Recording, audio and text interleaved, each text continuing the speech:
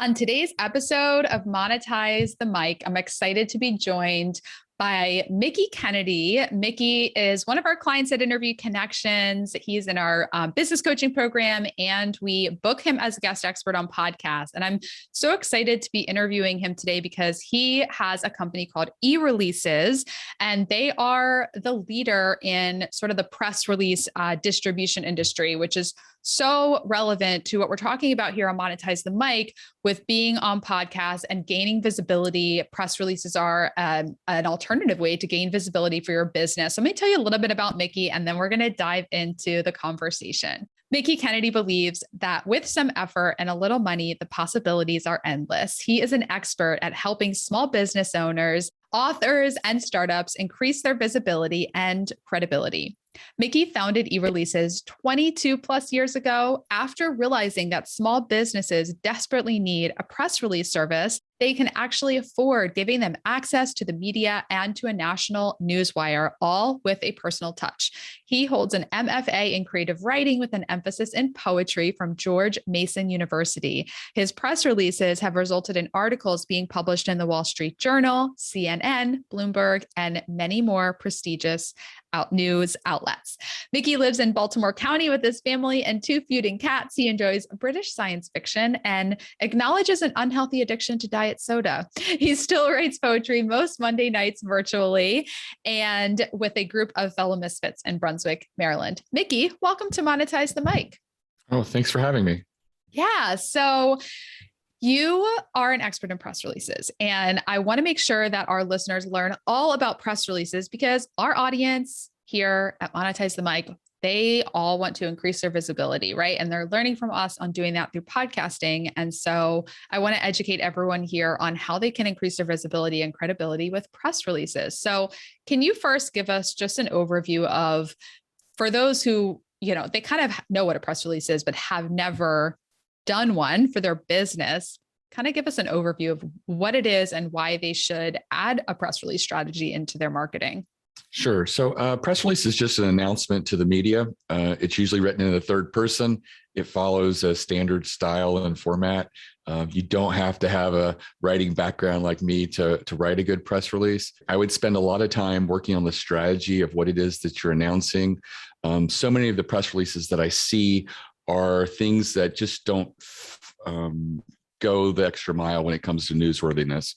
For example, a personnel change at a company, unless you got someone who's a recognized industry leader or something like that, it probably isn't going to generate much media coverage, perhaps one trade publication in a newspaper, and you can just reach out to them directly and rather than paying for a service. The real value of going over a service like mine is the distribution. And because of that, you have the ability to send one release and get like 8 to 12 articles. That's considered a really good outcome for a press release. And we are looking for an original article. We're not looking for the press release to be syndicated on various websites. That happens automatically with most services, and there's very minimal benefit to that. But if you get, say, an article in the New York Times that's about you, that can be really transformative for your business or for yourself. So what are some examples of newsworthy topics? Like a lot of our listeners are, that maybe they own an agency, they're a coach, they're a consultant, and they may not have things like, I know if you win an award, you want to announce that to the press, right? But what if you don't really have a lot of newsworthy things happening? How could you use a press release strategy? There's various strategies that I employ. The one that works the best for the most non-newsworthy people is do a survey or study in your industry. A lot of people have the imposter syndrome saying I'm not important or recognized as an expert in my industry, and you really don't have to be. You just have to be the author of that survey or study that was conducted. And now is a really great time to do that because we're all been in flux the last couple of years, and that's probably going to going forward as things change, the economy, health crisis, and things like that. So having a pulse right now of what's going on in your industry in regards to some of that is something that would be very useful for a small amount of time. And I could see a lot of publications running with that. One of the things that my clients say is they're always looking for an excuse not to do a press release. And so I'm like, hey, let's do a survey or study. And they're like, well, I wouldn't know who to send it to. And the easy thing to do here is just partner with an independent or small trade association. They don't get a lot of love like the large trade associations. So they're always looking for opportunities to get some kind of visibility. And if you tell them that you're issuing a press release over the newswire and would reference them if they sent the survey out to their members, most of them are very willing to do that. You may even want to co-brand the survey with them. It's all negotiable. And it's really as easy as creating a few questions on SurveyMonkey or Google Forms and just having one URL that you get your partner to share with their members. And then you get the results, you analyze them, and are there surprises? And are there things that, stand out? For that reason, I always say at the end of the survey, throw in a couple oddball or left field questions, because sometimes those can be the ones that really get a lot of traction in the media. And it's really very straightforward, doesn't take a huge time commitment, and is a really great way for you to sort of generate your own newsworthiness. What does a successful press release strategy lead to? Like ultimately, when you do it right, and we're going to talk about that next, right? Because you can't just send one press release and expect it to make it rain. But what if you do a press release strategy the right way, commit to it for the right amount of time? What are some examples of the results that a business owner could expect to see? Right. So on the extreme side is millions of dollars in sales and a lot yes. of new traffic. We did a press release last year for the Dining Bond initiative. A lot of restaurants were closed. And so it was an initiative to help your local restaurant that's closed generate some income.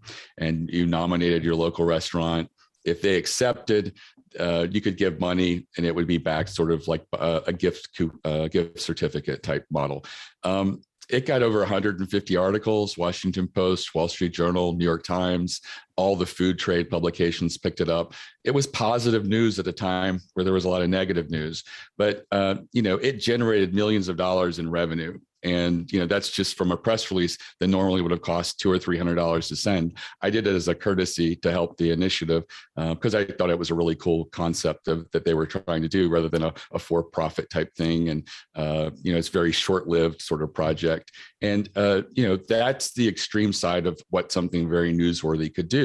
But it's not unusual for my customers to say they got, $40,000 in new sales or something like that as a result of a newsworthy press release about a product or service. It's not unusual to get more leads as a result of that. That's a great outcome. Also, take the press release, the articles that you get from the press release, put them on your website. Put the logos on your website, share the links to these news sources with your leads and your customers. It's a big credibility boost. If there's some leads that have been on the fence about working with you, it might be the credibility indicator that would get them over the hurdle and start working with you. I love it. And so now let's talk about how to do it the right way, because a lot of people will say, I'll just send out a press release and kind of see what happens. And then I'll see if I want to do another one, but that's not necessarily the right way to do it. Right. So talk a little bit about what it takes to be successful with a press release strategy. You want to do a proper PR campaign. It's usually 6 to 8 press releases is a proper campaign. You want to go into it with the idea of what most of those releases are going to be. So that's where you want to spend some time and strategy and sort of figure out what could be a newsworthy angle for your business. Ideas for these type of releases. I already mentioned the survey or study. You could, research your industry for blind spots, things they're not talking about. Sometimes those are really good opportunities to introduce that topic or a thing to sort of generate people to talk. That's worked really well for some of my customers.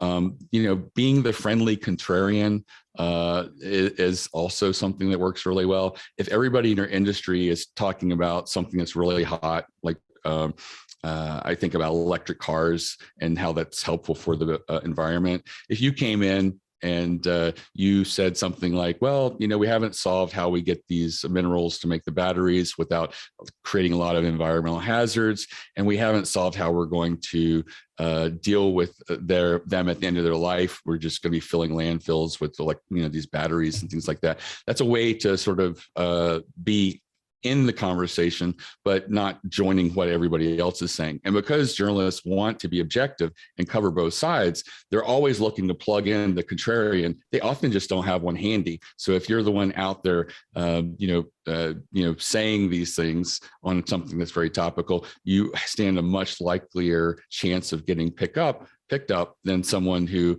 is just going along with the flow and repeating what everyone else is saying. That's such a good idea. Yeah. And we teach that with writing your podcast interview topics. I tell our clients, what's an opinion you have or a viewpoint that's different than the rest of the people in your industry, because that's going to be so much more interesting to a podcast host than people just all talking about the same thing. So that's such a good tip. Talk about consistency. How many press releases is the right amount for a proper PR campaign? It's usually, I say 6 to 8 is a proper campaign. I know that some people might have budgets that aren't that large, so maybe you try 4, but just try to be a little bit more strategic with those 4 opportunities. At the end of that campaign, you should have an understanding of whether PR works for you or not. For some people, it just doesn't work, especially some people like in the alternative health arena, where media is very discouraged or hesitant to announce people that aren't respected or known in that industry on topics and things like that. So it may be more difficult in your industry. But that being said, if you do a survey or study, I've never had someone who's followed my model of doing that and not gotten media coverage. I think the least I've seen is 4 media pickups as a result of that. So that's a great way if you put the little bit of time and effort into doing it, that you can get some coverage from that. You talked about what it is that you're doing different. I tell everybody that, what's your USP, your unique selling proposition? What is it that you do that's different than everybody else? And some people don't spend a lot of time on that. And I feel like you really need to have that, because if you're going to be successful as a business owner or running a business or service, you really have to be different from someone else out there so that you can stand apart. And that might be a way in which you could stand out with your press release and what you're announcing as well. Mm-hmm. And how far apart do you send the press releases, right? Like how much time between each press release should there be? It's really up to you. I would recommend at least 3 to 4 weeks, but okay. I've had clients that are just really gung-ho and they do one every couple of weeks. I have one client that does surveys and studies across lots of different industries. And so they're doing a press release probably every week and a half to 2 weeks. And they average between 12 and 18 articles almost every single press release they do. Because it's a survey and study, it's just going to get picked up. And they're really good about asking the questions that people would want to know the answers to right now. And because of that, there's a little bit of that urgency with the media wanting to immediately use it and get it out there. So it's okay if the answer to this is no, but what just popped into my head is, would announcing like a podcast interview or an appearance on a big podcast be press release worthy, or is that a dumb idea? Well, it's funny you asked that, because I got invited to do a panel for PodFest a while back. And so I spent some time trying to get media coverage using podcasts and looking at people that were, announcing podcasts. People who were announcing new podcasts, it was hit or miss. There were some that were about history and politics that did really well with history and political blogs and online publications, but most of them did not do very well. The ones announcing a host, like a guest or something like that, they didn't do very well, with one major exception. I think that Trump's former personal attorney was interviewing Stormy Daniels, and they had a lot of baggage, and that got picked up everywhere. Variety, Washington Post, you name it, it got picked up. So, sometimes it can be a little discouraging. I've seen people announcing like they've got Gary Vee as a guest and stuff like that. And he's a big deal. And it didn't really do anything with the traditional media.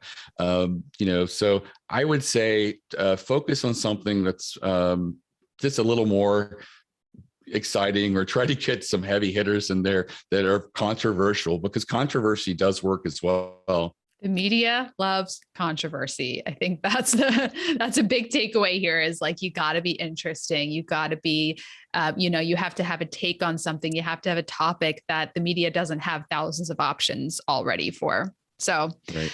And you can never be too small either. Yeah.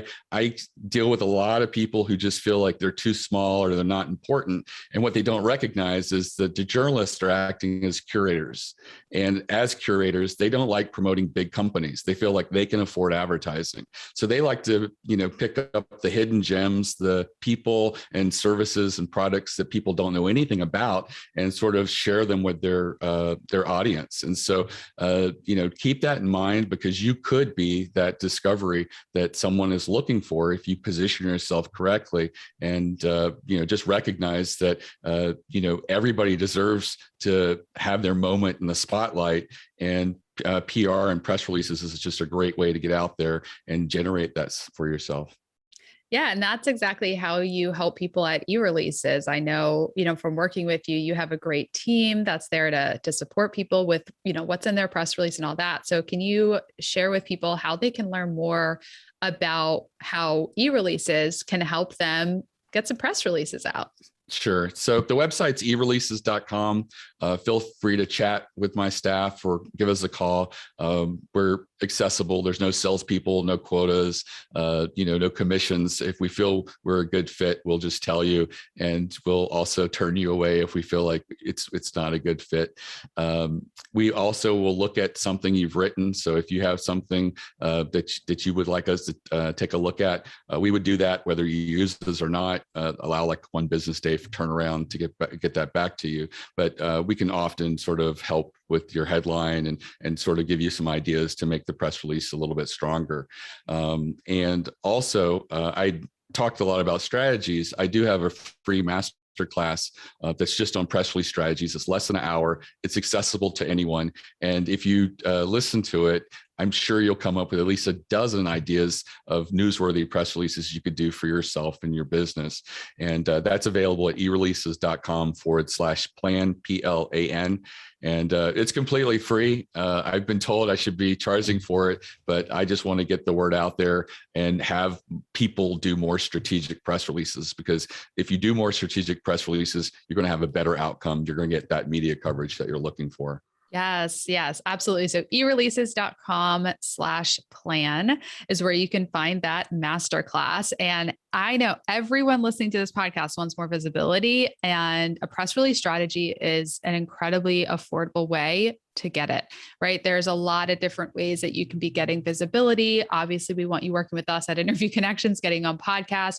You could be doing advertising. And I'll tell you, I know Mickie's prices. I'm not going to say them on here because this is an evergreen, but y'all can afford this. You could do this and kickstart your visibility strategy right away. Thanks, Mickie. You're welcome. All right. ereleases.com. Go check them out. And thanks so much for being here, Mickie. Bye.